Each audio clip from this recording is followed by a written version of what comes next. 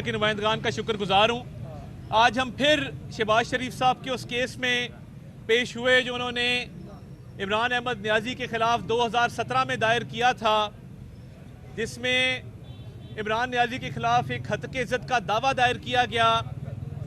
इमरान अहमद नियाज़ी ने उस वक्त एक झूठा इल्ज़ाम लगाया कि मियाँ शहबाज शरीफ ने उनको पनामा केस वापस लेने के लिए 10 अरब रुपए ऑफ़र किए हैं।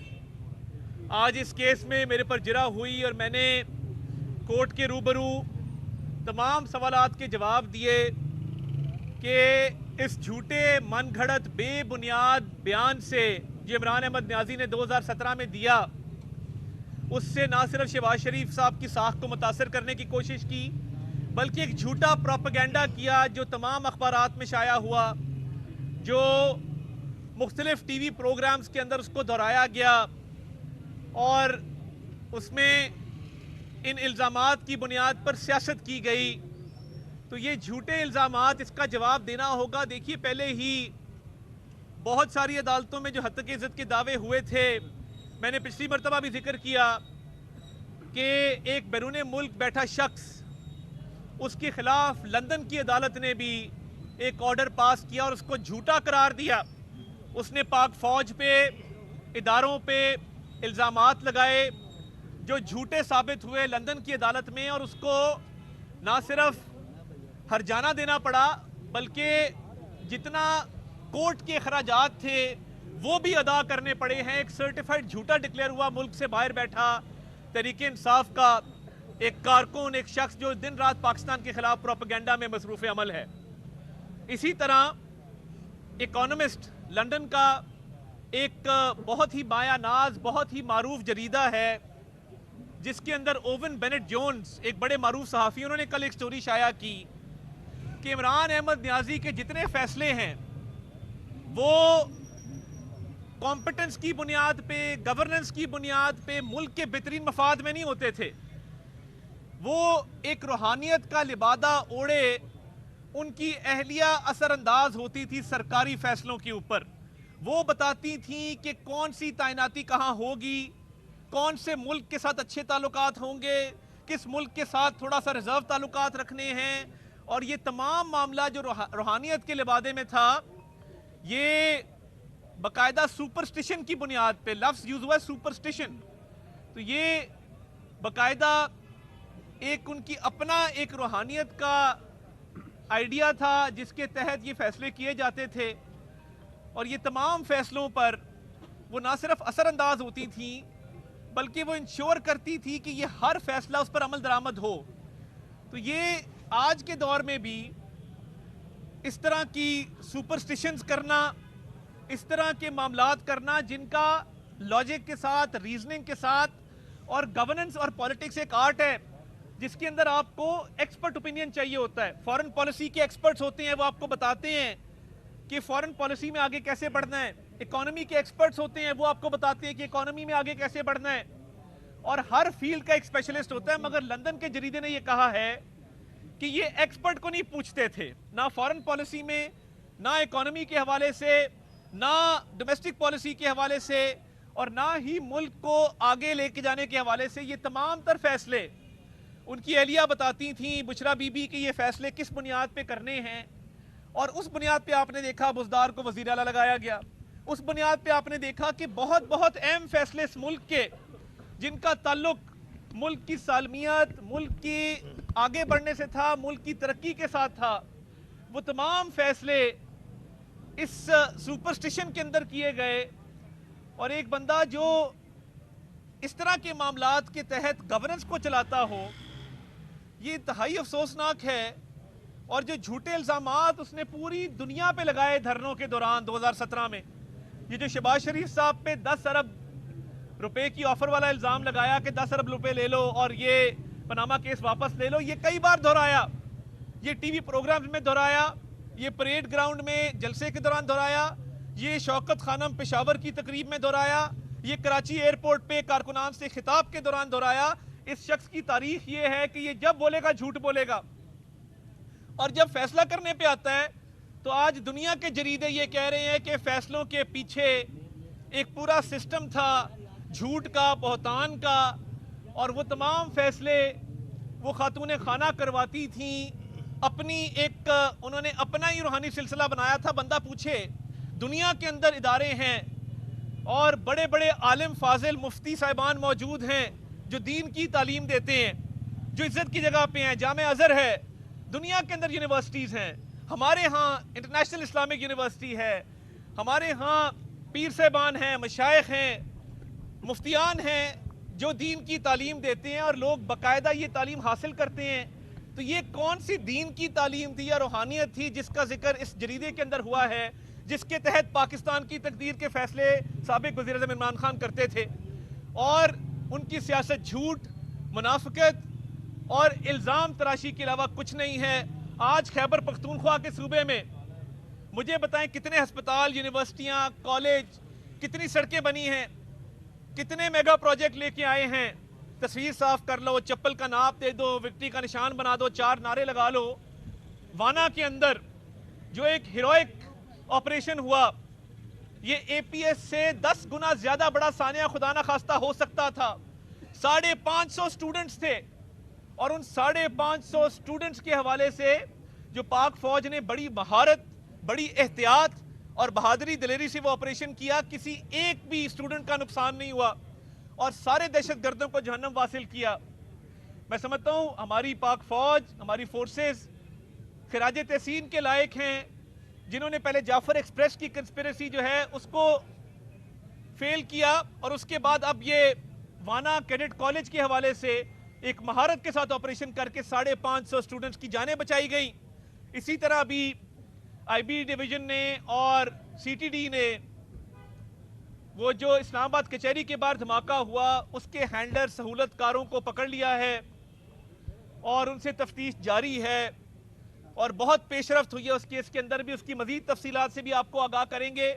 مگر الحمدللہ یہ جو سافٹ ٹارگٹس کے پیچھے جا رہے ہیں, اس کا تمام کا سراغ جو ہے وہ نکالا جا رہا ہے اور پاکستان میں الحمدللہ انشاءاللہ تعالی امن آئے گا.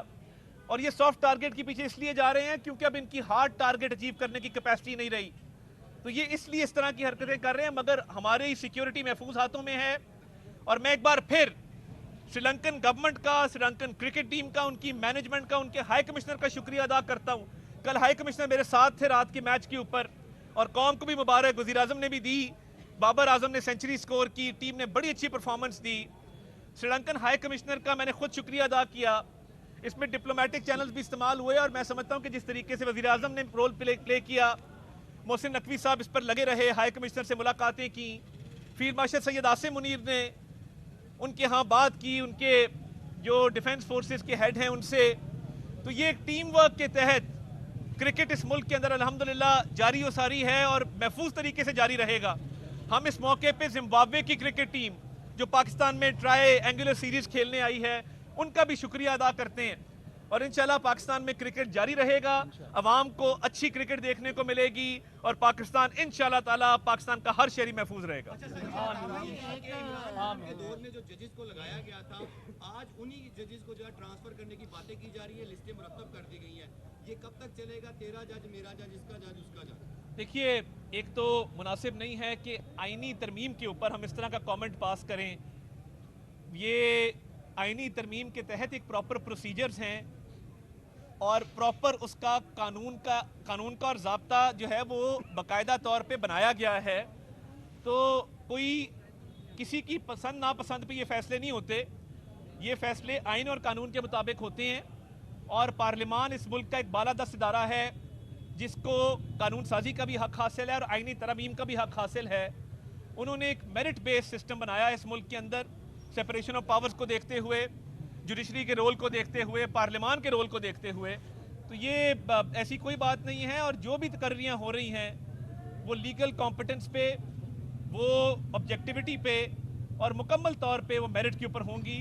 کسی کی ذاتی ناپسند کا یہ معاملہ قطعاً نہیں ہوگا. بتائیے گا کہ بیرون ملک کچھ خاص بیٹھ کے یہ سوشل میڈیا پہ پراپوگنڈا کر رہے ہیں کہ فرد واحد کے لیے 27ویں ترمیم کی گئی, اس میں آپ کا کیا موقف؟ دیکھیے, میں سمجھتا ہوں کہ یہ جنگ جیتنے کے بعد اور اللہ تعالیٰ نے پاکستان کو جو عزت دی پوری دنیا میں, पाकिस्तान को लोग अब सलाम करते हैं, पाकिस्तानी पासपोर्ट को इज्जत देते हैं, पाकिस्तानी शहरियों को इज्जत मिल रही है।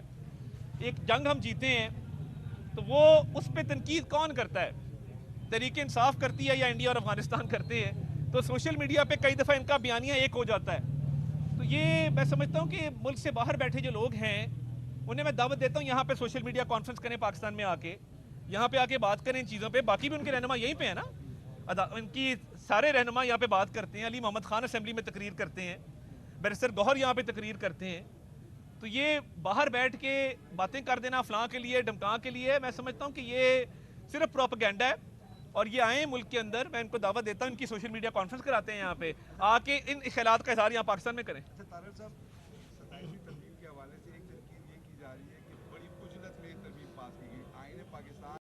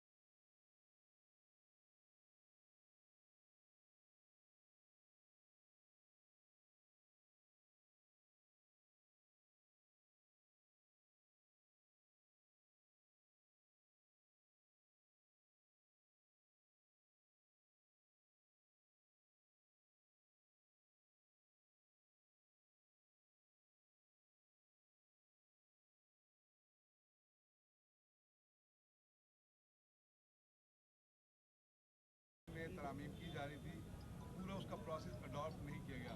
और दूसरी बात ये कि इस तरामीम के में अवाम के लिए क्या है?